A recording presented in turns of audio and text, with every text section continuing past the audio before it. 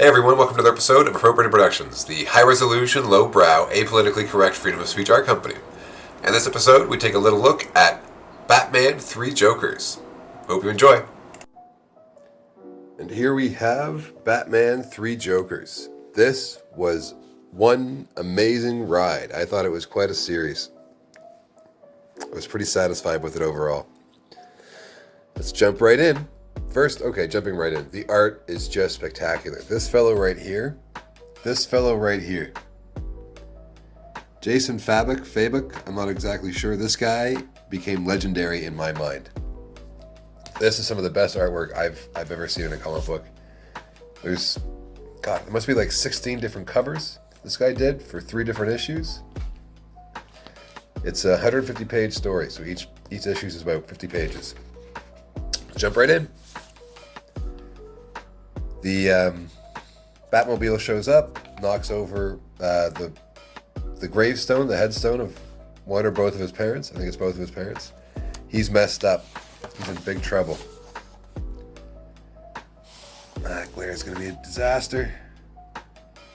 He makes his way through the Batcave. He's getting his blood everywhere. His suit's undressed. He's getting surgical medical attention from his butler, Alfred, showing the damage. This was an umbrella this time. Shows the injury to his back that Bane made, the burn mark made by the Riddler, claws by Catwoman, and just look at the artwork. I mean, come on. Spectacular.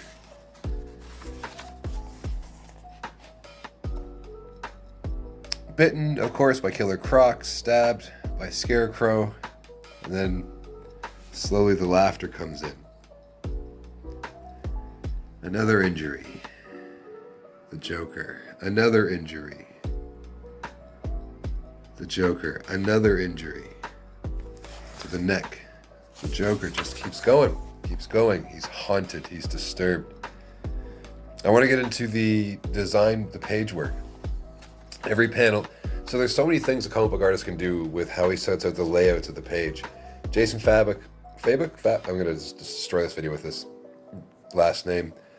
Every page is a grid of 6 or 9 or something of this structure. So it's always going to be 3 by 3 by 3, and sometimes this is broken out. It doesn't seem like a big deal, but the pacing of the panel layouts is just such a... You can keep the story going at a nice casual pace, and then when you want to really pick it up, you can do that. It's just probably the most flexible layout structure that I've come across yet. The first time I noticed it was in The Watchmen. Dave Gibbons, I'm pretty sure his name is, did just amazing work in that story. And it was the layouts that really drew me in at the end of the day. Which doesn't sound like much. The guy's artwork is spectacular. This guy's is some of the best finishes I think I've ever seen in my life. But it's the layouts that tell the story. In a way, the layouts tell the story almost as much as the images inside the layouts. The words are just an afterthought if you're a visual person. So here Bruce is reliving his worst memory, his most definitive moment, as Alfred stitches him back up. Meanwhile, here's Barbara reliving her worst moment, one might assume, when she was messed up by the Joker, paralyzed, and taken while paralyzed. And here's the shot. What a creepy bastard. What a horrible, nasty, creepy bastard. And here's the third character of our story, the Red Hood, who is the second person in the Batman run to hold the Robin title. And it ends very poorly for that Robin. The first Robin he retires and becomes Nightwing. He's been all kinds of different roles. He's led teams. The second Robin was a bit of a scoundrel. The first Robin joined because Batman picked him up because his father was murdered at a circus. The second one, Robin, this guy, Jason Todd, his name is, was picked up. I make it sound like Batman's driving around the street looking for Robins. That's naughty. He was I think he robbed Batman's tires, stole the tires off the Batmobile. And Batman was impressed with his skill set and hubris or something like that. This chutzpah. So he recruited this guy into becoming second Robin, and this is how his story ends.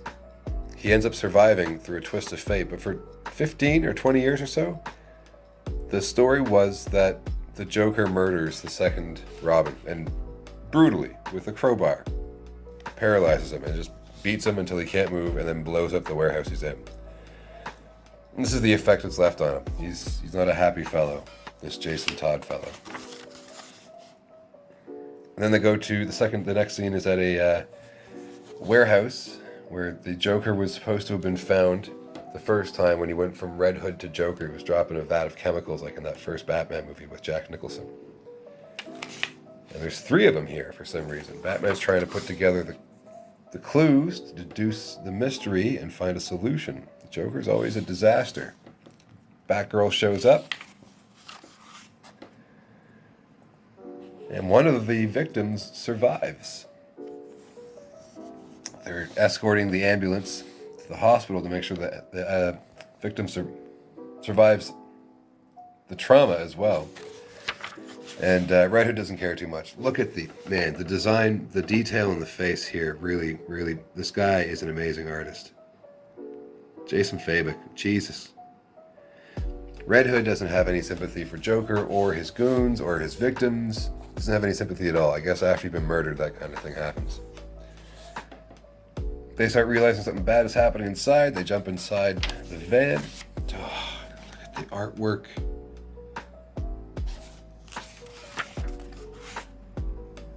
A short little skirmish ensues between Batman and the Red Hood. This is a nice little cut.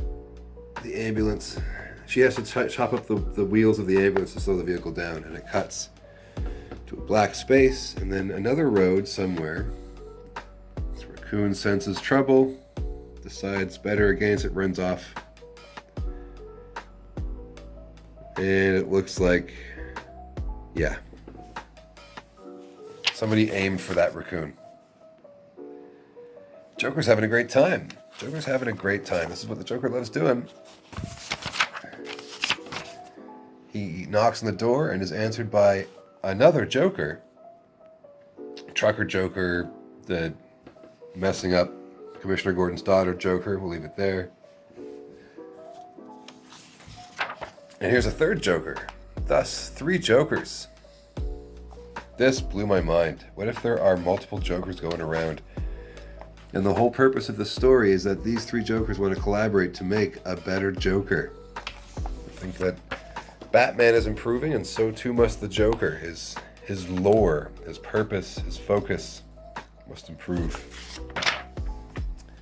There's a lot of nice shots to the lore of the Joker here. This is one of his best stories told from the past. I think sometime in the late 80s, the smiling Joker shark, so they use here. And then this is probably the lamest Bat villain you ever come across. I don't remember his name. Short dude with a stun branding stick thing. Yeah. Cool though. I like that he's used well. He's not some giant terrifying villain. He's not the plot twist guy. He isn't the plot twist. That makes no sense. He's not the plot twist guy at the end of the story who turns out to be the mastermind. He's just the silly henchman in the way at the time who gets eaten by a giant lipstick smiling shark. Joker comes out, gets attacked, gets his ass whooped, knocked out. Quick little skirmish, but lots of action. Look at the detail.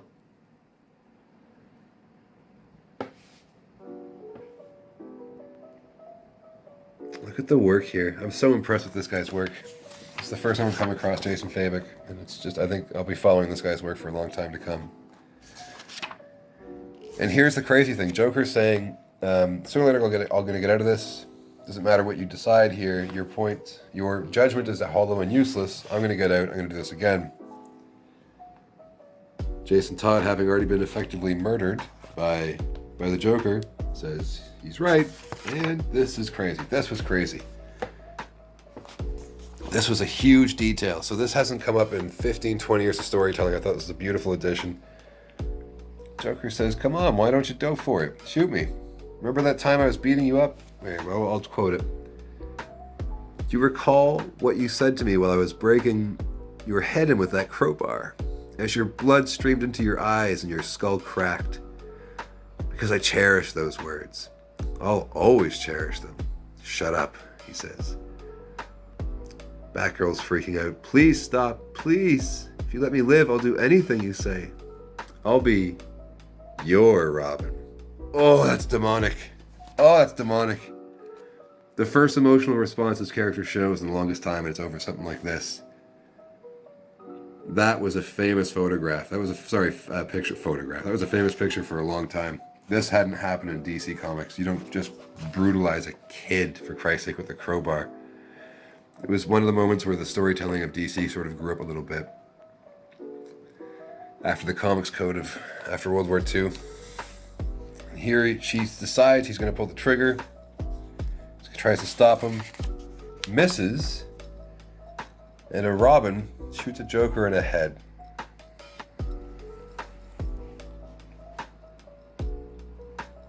Look at the pacing. It's like time freezes, you know?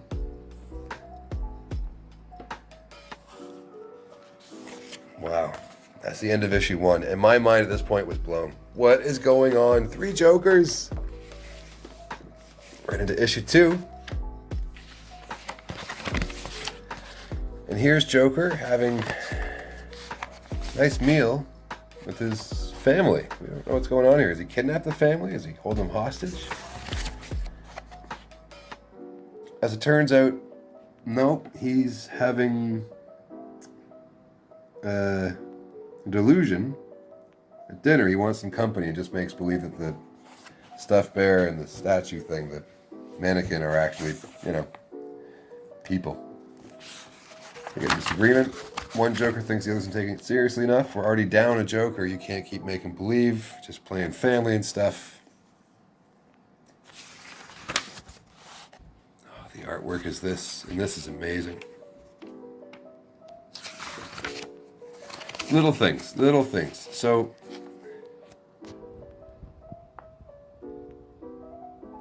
the glare's messing it up a little bit. Look at the detail of this action scene.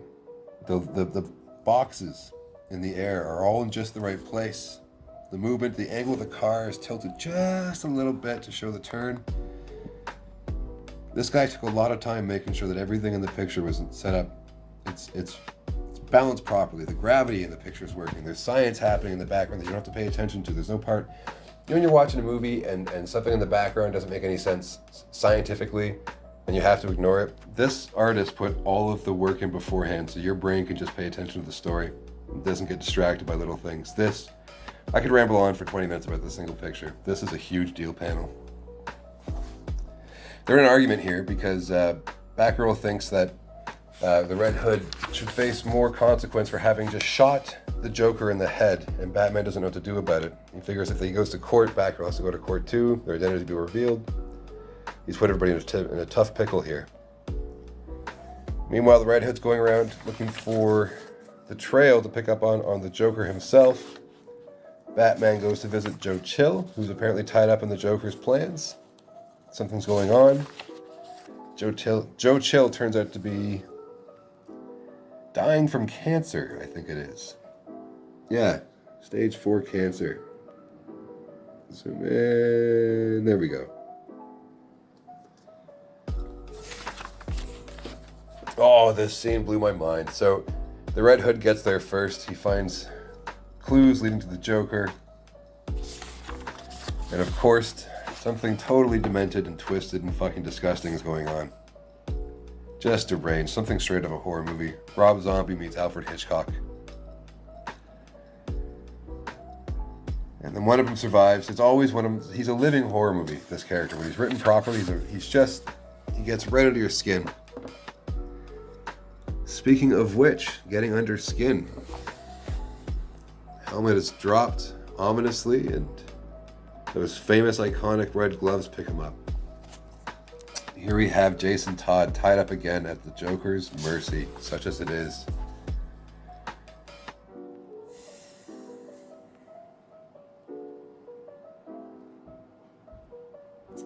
Jason Todd threatens to kill the Joker again. The Joker starts laughing. Look at this expression. He's not in control of himself. Like he's possessed by the laughter, you know? Jason Todd asks, what's wrong with you?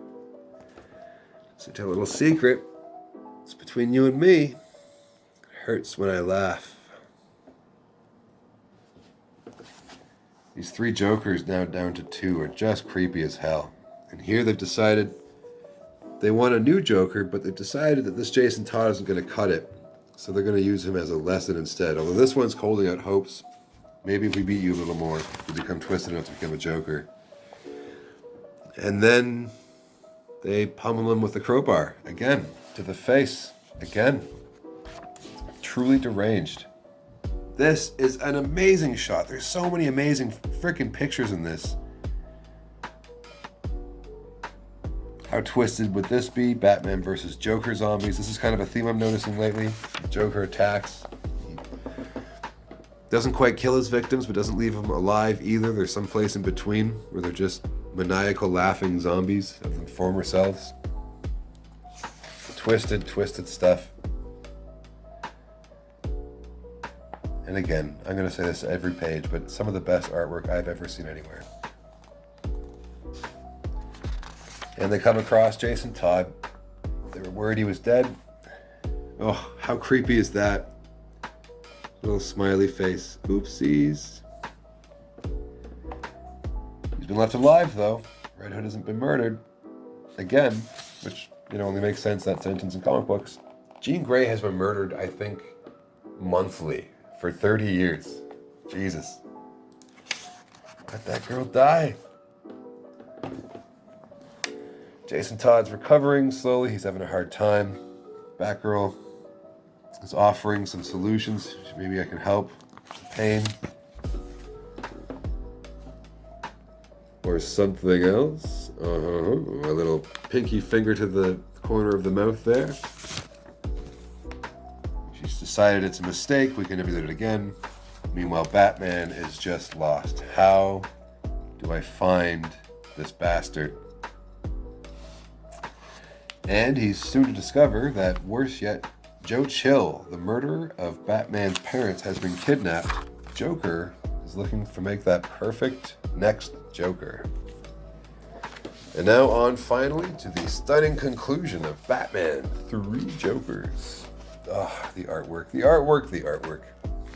Forever carry on about this. I thought this was neat. Batman at this point is going through, maybe there's more Jokers. There was a chemist, an inventor, cult leader, barber, the fighter, the coroner, the surgeon. All these different Jokers. What if they're not all the same people, he's thinking. What if there's a different Joker every time I face him? What if it's a mental illness or something like that? Like, what a cool... Oh. These two are getting upset. Jason Todd is saying, we got to kill this guy. Batman's saying there's another solution. He's kind of telling Jason to grow up a little bit. Quite a bit. But doesn't know how to do it exactly because, he was murdered by the same mistake. So Jason's kind of got... He's not on sound footing, but he's got one foot that is very well placed. This. Twice now he's been beaten down by the Joker. Batman's just finding out that Joe Chill is missing. Where can he be? Gotta track down this Joker is out of hand compared to the previous ones. And as has been happening quite frequently lately, Joker wants the final showdown to be in a theater. He knows about Bruce's past. I thought this was a nice touch. He just kind of points upwards. That's your route. For Red Hood, to the side, the back door.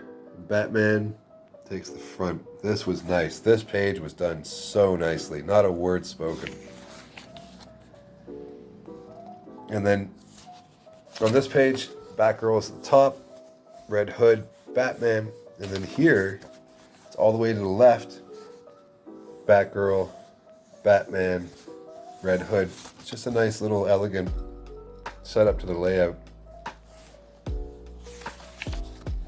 And of course, Joker has a movie he's put up, rubbing Joe Chill in Batman's nose. Joker's attack everywhere.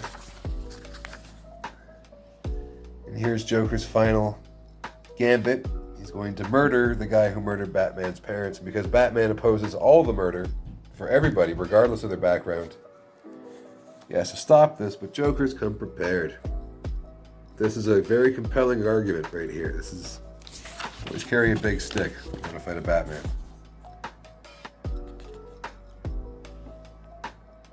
Now Batgirl has to face her Joker while Red Hood takes out all the goons.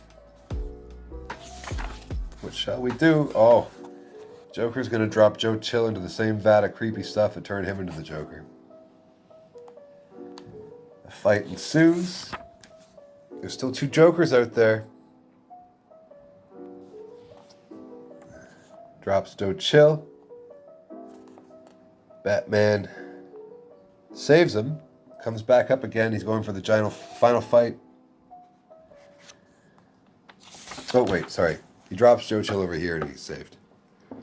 First, there's the daring fight on top of the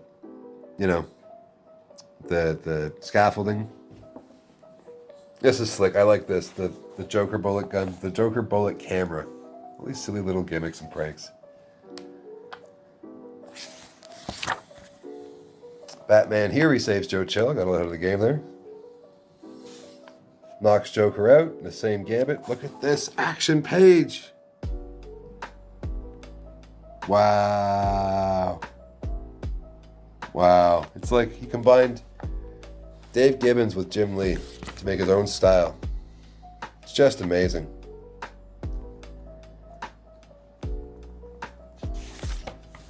Now the Joker's threatening to blow everybody up.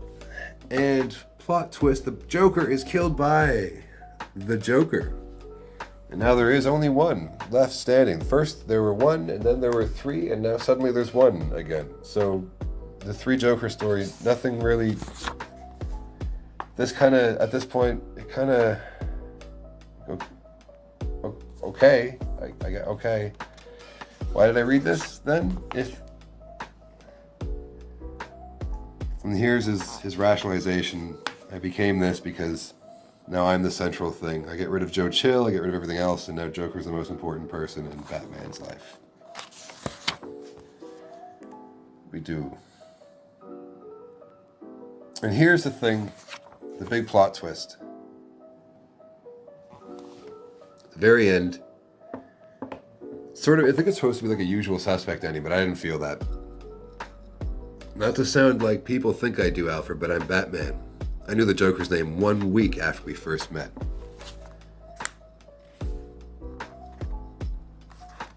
One week.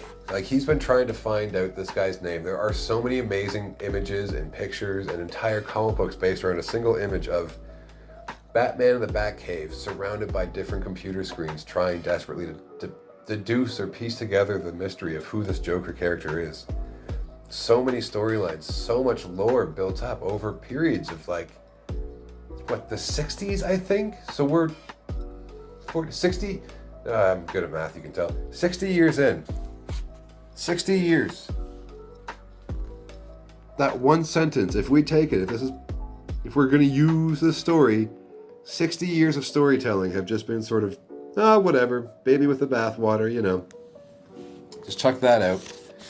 And it's done to set up, as it turns out, Joker's wife never died. She was pregnant. She makes it out. Joker has a wife and a son somewhere. Batman's known this whole time. And that's the ending. Nothing was resolved really with the Joker. The three were now one again, so no change happened there. This isn't the kind of thing that Jeff Johns, the author of the story, would usually do. This guy is some of the best of the best of a single writer. That sentence wasn't wholly reasonable. This guy is one of the best writers in the entire industry, which means he's a top line guy as far as storytelling goes. I suspect after reading this that he wanted to do a project that had to do with three Jokers, and the editor said, well, by the end of it, we only want one Joker again, but we want to have a Joker son and wife for the son of Joker stories to come in the future. And so Jeff Johns was sort of trying to tell the best. I'm just guessing here. I'm just positing. My guess is that the story ended the way it did because it went such a U-turn. It was one of the best stories I think I've ever read in modern time, right up until the ending. And I just sort of felt like a really old and stale whoopee cushion had been let off in my face for 6 or 7 straight minutes. Just sort of, you know?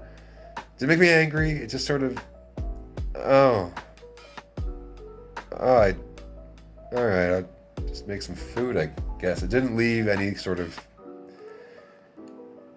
A great story feels like it's added something permanently to the lore, and this just felt like, I don't know, sprinkles and not the ice cream, you know? As far as the ending goes, the storytelling itself was amazing. The pacing was amazing. I was terrified for the Red Hood throughout. Right up until the end of the second issue, I was deeply invested with all three characters, and I was fascinated with the idea of the three Jokers. I think there's so much work to be done here. I think they should redo the redo and bring back the three Jokers and maybe have an idea that there's some kind of weird cult thing going on underground that no one's really known about. It would fix up so much. It would make so much so compelling and interesting, and would give so much more work and place for this guy to run with. So my overall idea is 2 thumbs up. Twice 2 thumbs because I have to hold, the phone with one of them. I did enjoy it quite a bit. The ending was upsetting. To put it lightly, it was upsetting. But overall, I quite enjoyed the story, and that, frankly, is worth looking into. I think it was a good, fun read. This has been Appropriated Productions' review of Batman 3 Jokers. Thanks for watching, everybody, and stay apolitically correct.